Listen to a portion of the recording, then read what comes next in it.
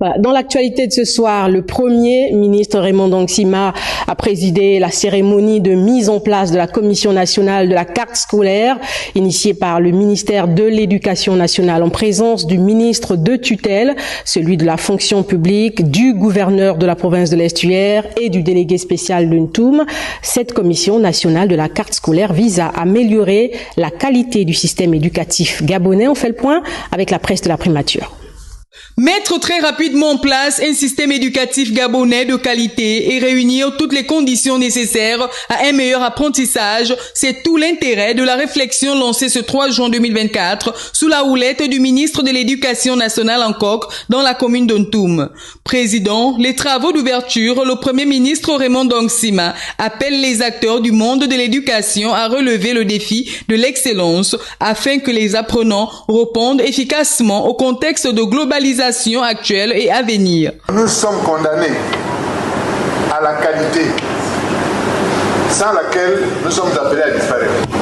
Et la question que vous évoquez concerne cet aspect particulier de la qualité, à savoir comment distribuons-nous la carte scolaire, comment se répartit cette carte scolaire et quelles sont les formations que nous décidons de mettre en place pour affronter le futur. Raymond Ndongsima a également insisté sur les contenus des curricula à mettre à la disposition des élèves selon les ordres d'enseignement pour former les élites dans plusieurs domaines, tout en exigeant l'évaluation des structures scolaires sur le plan quantitatif à travers le pays. Alors c'est à vous qu'il appartient de trouver les savoirs dont nous encore avons besoin pour affronter le futur. Et ça commence par la définition exacte des localisations, des emplacements dans lesquels il faut placer les établissements de formation et ensuite par la qualité des établissements que l'on détermine.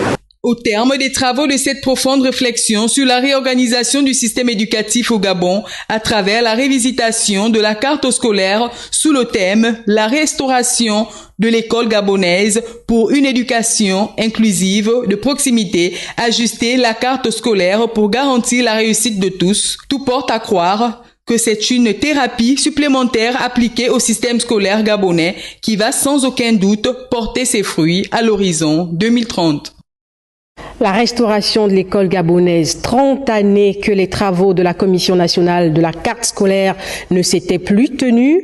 Une rencontre donc capitale qui a réuni les directeurs de zones académiques, les directeurs d'académies provinciales, les gouverneurs, les préfets et les enseignants de tous les bassins pédagogiques. On fait le point avec Nathalie Oki.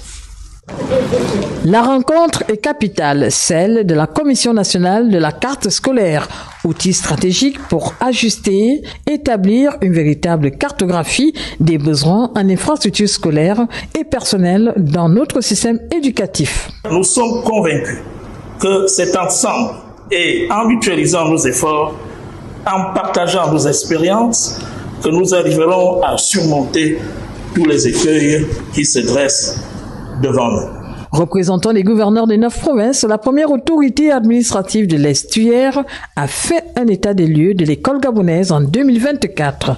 Nous avons, entre autres, noté l'insuffisance de capacité d'accueil entraînant des effectifs pléthoriques dans certains milieux urbains, l'insuffisance d'enseignants, le recours systématique aux bénévoles, l'insuffisance d'établissements d'enseignement technique, la prolifération d'établissements d'enseignement privés laïques, la fermeture de certains établissements primaires publics pour diverses raisons.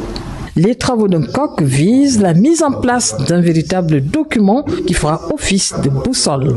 La Commission nationale de la carte scolaire, que vous allez nous faire l'honneur d'ouvrir ici aujourd'hui, est la première depuis plus de 30 ans. Ceci traduit la très haute volonté du président de la transition de mettre très rapidement en place un système éducatif gabonais de qualité et digne d'envie.